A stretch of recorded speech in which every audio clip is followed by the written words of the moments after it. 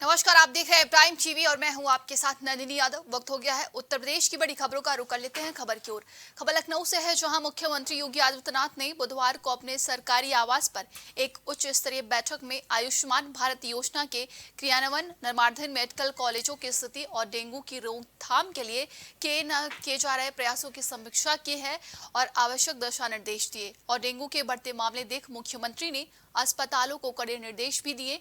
उन्होंने कहा कि हर मरीज को समय पर इलाज मिले और डेंगू मरीजों के लिए अतिरिक्त बेड की व्यवस्था कराई जाए। साथ ही मुख्यमंत्री ने 293 चिकित्सा शिक्षकों और 1950 से अधिक स्टाफ नर्सों को शीघ्र नियुक्ति पत्र मिलने की बात भी कही है और कहा कि हर दिन सुबह सैनिटाइजेशन और शाम को फॉगिंग कराई जाए।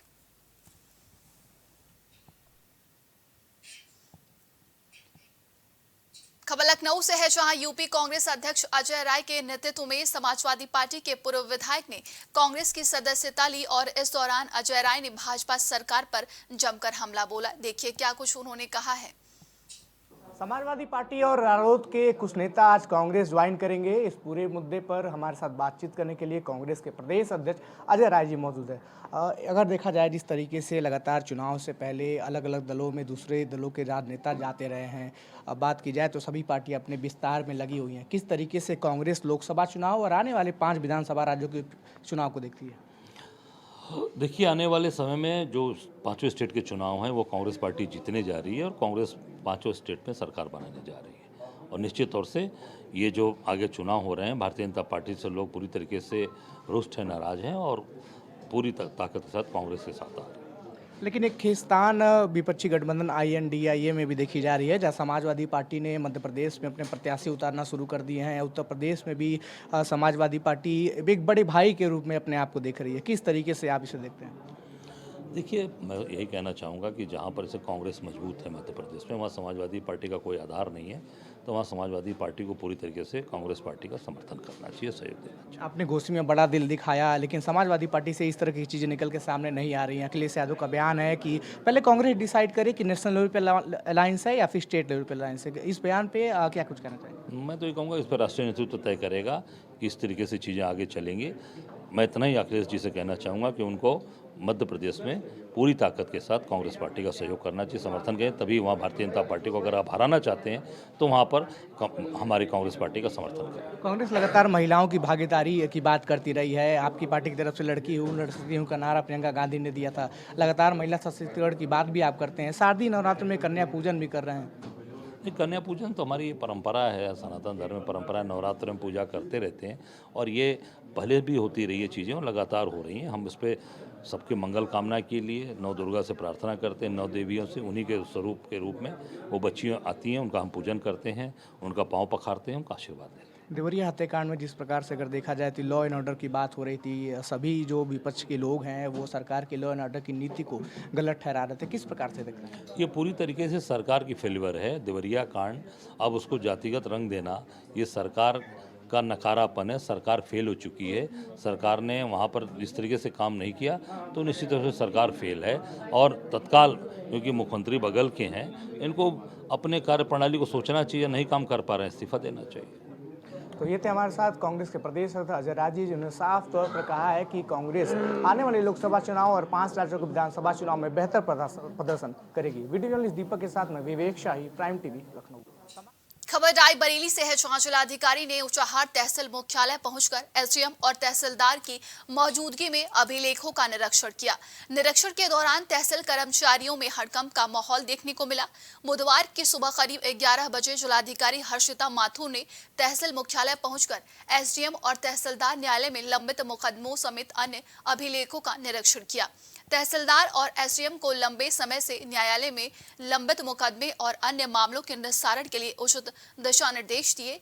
डीएम हर्षिता माथुर ने तहसीलदार न्यायालय का निरीक्षण करने के बाद SDM कार्यालय में बैठकर दर्जनों फरियादियों की समस्याएं सुनी। खबर रायबरेली से है, जहां शहर कोतवाली क्षेत्र के कैनाल रोड का है, जहां पर शर्मा नर्सिंग होम संचालित पर आरोप लगा है। मरीज के परिजनों ने आरोप लगाया कि बीती रात डॉक्टर और स्टाफ की लापरवाही की वजह से उनके मरीज की मौत हो गई। यही नहीं, स्टाफ ने यह भी कहा कि ऐसे मामले होते रहते हैं और हमारे डॉक्टर साहब सब मैनेज कर लेते हैं। आखिर कब तक स्वास्थ्य विभाग में ऐसे खेल होते रहेंगे? लापरवाही की वजह से मरीजों को अपनी जान गंवानी पड़ती रहेगी। इसका पहले तो बोलेंगे कि नहीं नॉर्मल डिलीवरी हो जाएगी, जब यहाँ एडमिट कर दो तो बोलेंगे कि बच्चा टेढ़ा हो गया, उसके ये दिक्कत हो सकती है, जच्चा बच्चे दोनों जान का खतरा है। ये सब बोल रहे हैं। इनका मतलब पूरा 26,000 35,000 जो लेना है वो पूरा एकदम प्रोसीजर बना के तैयार करना। अब खबर रायबरेली से है, जहां महिलाओं के साथ बढ़ते अपराध को लेकर पुलिस अधीक्षक आलोक प्रियदर्शी ने अभियान चलाया, जिसमें आज ठोकरी ग्राम सभा में सैकड़ों महिलाओं को जागरूक करते हुए बताया कि अगर किसी महिला के साथ कोई घटना होती है तो महिला तत्काल 1090 पर कॉल करके अपनी शिकायत दर्ज करा सकती हैं। उस शिकायत पर तत्काल पुलिसकर्मी मौके पर पहुंचेंगे और महिला को हर संभव मदद दी जाएगी। आपको बता दें कि आज ठोकरी ग्राम सभा में महिला सशक्तिकरण कार्यक्रम का आयोजन ग्राम प्रधान सुनीता यादव और प्रधान प्रतिनिधि ने कराया है गया, जिसमें रायबरेली पुलिस अधीक्षक आलोक प्रियदर्शी और सीओसीटी सहित अमित और त्रिपुरा चौकी प्रभारी सहित महिला पुलिस बल मौके पर मौजूद रहे। खबर बहराइच से है, जहां जिले के धनगर समाज के लोगों ने बुधवार को शहर में जुलूस निकालकर नारेबाजी करते हुए प्रदर्शन किया। इसके बाद समाज के लोगों की सभा कलेक्ट्रेट में शुरू हुई। सभी का कहना है कि मुख्यमंत्री के आदेश के बाद भी किसी भी जनपद में एससी का प्रमाण पत्र जारी नहीं किया जा रहा है। धनगर समाज के राष्ट्रीय अध्यक्ष जेपी धनगर की अगुवाई में बुधवार को जिले भर के धनगर समाज के लोग शहर के गेंदघर मैदान में एकत्रित हुए। यहां से सभी ने जुलूस मार्च निकाला। राष्ट्रीय अध्यक्ष ने कहा कि मुख्यमंत्री योगी आदित्यनाथ ने शासनादेश जारी कर दिया है। इसके बाद भी प्रदेश के किसी भी तहसीलदार ने एससी का जाति प्रमाण पत्र नहीं बनाया, जिसके चलते सभी सड़क पर उतरे हैं। अध्यक्ष ने कहा कि बहराइच से पूरे प्रदेश के तहसीलदारों को संदेश भेजा जाएगा। राष्ट्रीय अध्यक्ष राष्ट्रीय धनगर महासभा, हमारी ये मांग है कि वर्ष 1950 से ही धनगर अनुसूचित जाति के सूची के क्रमांक 27 पर अधिसूचित और आज तक चला आ रहा है। माननीय मुख्यमंत्री द्वारा लगभग 17 शासनादेश धनगर अनुसूचित जाति के जाति प्रमाण पत्र बनाने के कर दिए। तहसीलदार कुछ सर्टिफिकेट बना देते हैं, ज्यादातर नहीं बना रहे। जो पैसा देता है उसके बनते हैं, जो नहीं देता है उसके नहीं बनते।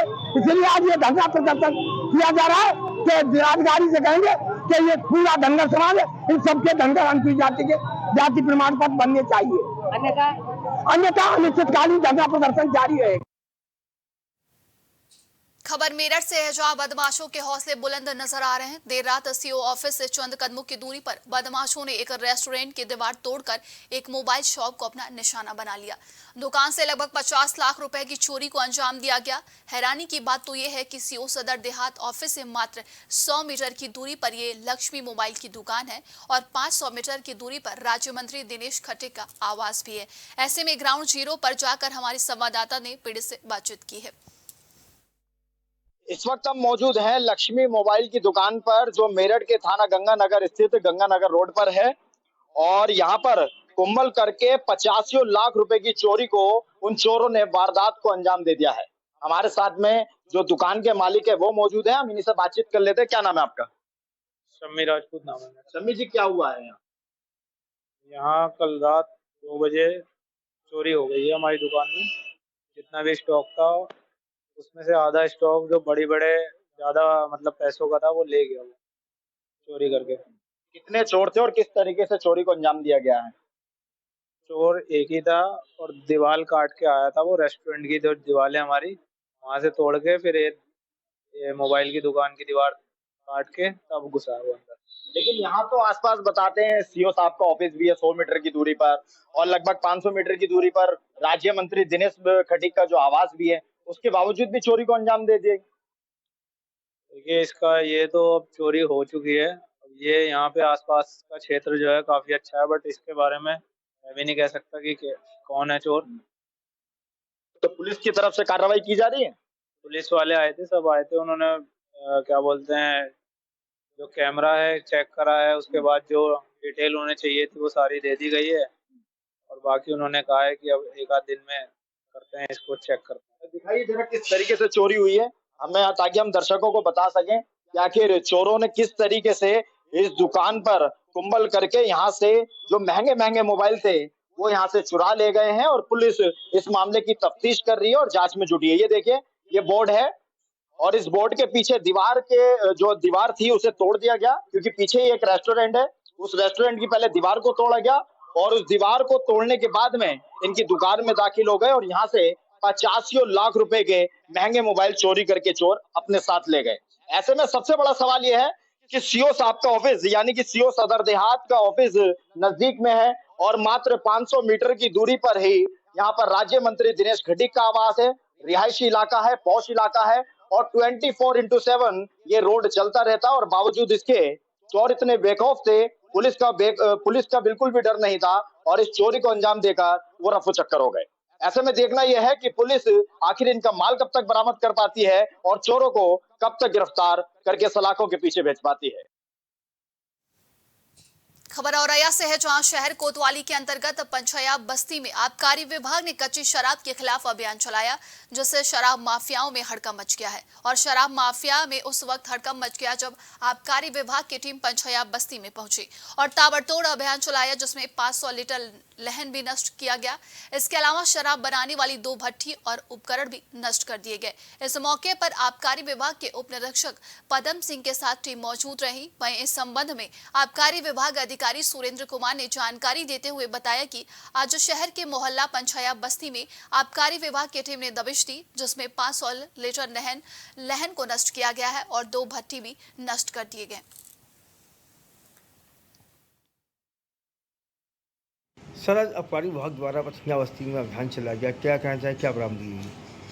आबकारी विभाग द्वारा जो अभियान चलाया जा रहा है, आज पछिया बस्ती में दबिश डाली गई है। उसमें 2 भट्टियाँ नष्ट की गई हैं और 500 केजी लहन को नष्ट किया गया है। और ये अभियान लगातार चलता रहेगा जब तक समूल नष्ट नहीं, कच्ची शराब बनना समूल नष्ट नहीं हो जाती, तब तक अभियान जारी रहेगा और इसी तरह कार्रवाई होती रहेगी। अभी भी ज़्यादा बढ़ जाती है, इस पर क्या कहना चाहिए? इसमें मैं यही अपील, जो शराब कंजप्शन करने वाले लोगों से ये अपील करूँगा कि जो अधिकृत दुकानें उनसे ही शराब खरीदें, बाकी अन्यथा कहीं कच्ची शराब बना रहा है तो उससे शराब ना खरीदें और उनकी सूचना आबकारी विभाग को तुरंत दें।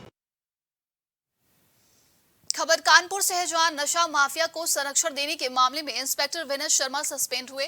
काकादेव इंस्पेक्टर और अन्य पुलिसकर्मियों के संरक्षण में नशे का कारोबार होता था। नशा माफियाओं को बचाने के लिए काकादेव पुलिस गुमशुदगी की रिपोर्ट लिखना चाहती थी। वहीं पूर्व में नशा कारोबारी नशे का कारोबार करते हुए पकड़े गए थे। देखिए, एक न्यूज पेपर में प्रकाशित खबर भी थी कि 2 थाना प्रभारियों के आपस में विवाद एक गांजा तस्कर को लेकर हुआ था, जिसमें एक मेरे द्वारा ही जो एडिशनल डीसीपी है उनसे एक जांच कराई गई थी। प्रथम दृष्टया उसमें जो दोष हैं वो पाए गए हैं, क्योंकि उन्होंने बयान भी लिए हैं और जो मोबाइल हैं जो लोग अरेस्ट हुए थे उनके भी देखे गए थे। तो इसी में जो जॉइंट सीपी सर है उनके द्वारा जो थाना प्रभारी काकादेव है उनको सस्पेंड किया गया है और बाकी जो कार्रवाई है, जो गांजा तस्कर थे उनको जेल भेजा गया। विस्तृत रिपोर्ट और ली जाएगी और जो भी चीज होगी आपको अपडेट। खबर बुलंदशहर से है, जहां 29 लाख का घोटाला करने वाला डाक सहायक पवन कुमार गिरफ्तार हो गया है। पवन कुमार ने नेट बैंकिंग की मदद से निष्क्रिय पड़े 4 खातों से पैसा ट्रांसफर किया था। महिला की शिकायत पर घोटाले का मामला उजागर हुआ था। आरोपी को खुर्जानगर पुलिस ने गिरफ्तार किया है और आरोपी ने 4 खातों में से 29,22,927 रुपए अपने बैंक खाते में ट्रांसफर किए थे।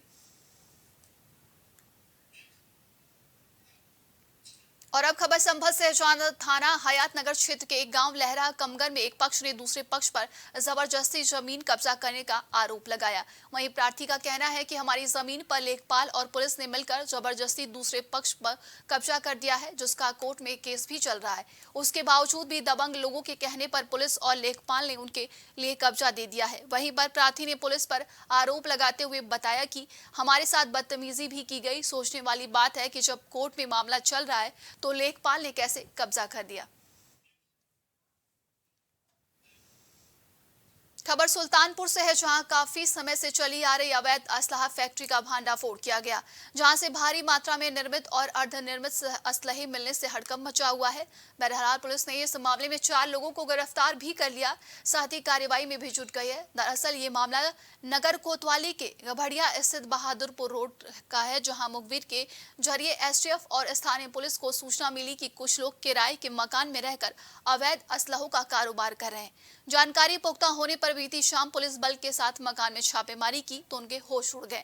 दरअसल इस मकान में अवैध असलहा बनाने की फैक्ट्री चल रही थी, जिसमें पुलिस ने अवैध असलहे बनाने का उपकरण के साथ साथ दर्जनों निर्मित और अर्धनिर्मित असलहों का जखीरा बरामद किया है। असलहों की सप्लाई करता था, बनाता था और सप्लाई करता था। इसमें पुलिस और जो ये टीम एसटीएफ की है, इनको सूचना मिली थी, इनके द्वारा दबिश दी गई, जिसमें 4 अभियुक्त पकड़े गए और इनके पास से असला बनाने के काफ़ी बने हुए असले और बनाने के हथियार और औजार जो होते हैं, ये मोटरसाइकिल और स्विफ्ट कार बरामद हुई है। और ये काफ़ी एक बड़ी सफलता है पुलिस की कि त्यौहार के जस्ट पहले ये कितना बड़ा असला फैक्ट्री का इनके द्वारा बरामदगी की गई। खबर कानपुर से है, जहां पुलिस कमिश्नरेट की सेंट्रल जोन पुलिस को एक बड़ी सफलता हाथ लगी है। डीसीपी सेंट्रल प्रमोद कुमार ने प्रेस वार्ता करते हुए बताया कि ग्वालटोली पुलिस ने एनडीपीसीएस और मादक पदार्थ के चलाए जा रहे अभियान के क्रम में 2 शातिर चरस तस्कर गिरफ्तार कर लिए हैं। दोनों ही लोग बिहार के रहने वाले हैं, जिनके पास से 15 किलो से ज्यादा चरस, जिसकी कीमत 60 से 70 लाख रुपए बताई है। डीसीपी ने गिरफ्तार करने वाली पुलिस टीम को इनाम देने की घोषणा भी की है। यहाँ लोकल एसटीएफ यूनिट के द्वारा एक अच्छा गुडवर्क किया गया, जिसमें 2 व्यक्ति जिनका नाम विक्रांत पटेल और अब्दुल कलाम है, दोनों ही रक्सौल बिहार के रहने वाले हैं। ये यहाँ पे लोकल यहाँ पे सप्लाई कर रहे थे। इनके पास से लगभग 15 किलो से ज़्यादा की चरस बरामद हुई, जिसकी वैल्यू 60 से 70 लाख रुपए के बीच की है। ये दोनों व्यक्ति वहाँ पे रक्सौल से बिहार से बबलू नाम के व्यक्ति से यहाँ पे लोकल सप्लाई के लिए आए थे और ये बेसिकली सप्लाई का ही काम करते थे। इनके द्वारा ये भी बताया गया है कि यूपी में और भी जगह, इटावा, गोरखपुर, लखनऊ में भी कहीं अलग अलग जगह में सप्लाई की गई है। तो इनको गिरफ्तार करने में हमें सफलता मिली है और जो इनके लिंकेज हैं, जो बैकवर्ड और फॉरवर्ड लिंकेज, जहाँ से ला रहे थे और जहाँ बेचने जा रहे थे, उसके लिए हम लोगों ने टीमें गठित कर दी है। उनके बारे में जानकारी की जा रही है और जल्द उनकी भी गिरफ्तारी की जाएगी। सर, जो और भी लोग पकड़े गए, क्या उनके तार इससे मिली? देखिए, और चूँकि अभी अभियान भी चल रहा है, हमारे पुलिस का अभियान चल रहा है एनडीपीएस और मादक पदार्थों के अगेंस्ट में, तो उसी के तहत हमें इनपुट भी मिला था, क्योंकि शेयर्ड इनपुट था, तो इसमें हम लोगों ने जॉइंटली कार्रवाई की है। रेल बाज़ार में भी गांजे की एक बड़ी खेप पकड़ी गई थी, तो हम लोग कोशिश कर रहे हैं कि अगर उनसे ये लोग संपर्क में हैं तो उसके भी इस्टेब्लिश करेंगे लिंक। ये लोग जेल जाएंगे, कोशिश हम लोग जुडिशियल रिमांड की जो पुलिस कस्टडी रिमांड है उसको भी लेंगे और गहनता से पूछताछ करके जो बाकी लिंकेज है उनको भी हम तलाशेंगे। आज के लिए उत्तर प्रदेश की खबरों में बस इतना ही। देश और दुनिया की तमाम खबरों के लिए आप देखते रहिए प्राइम टीवी।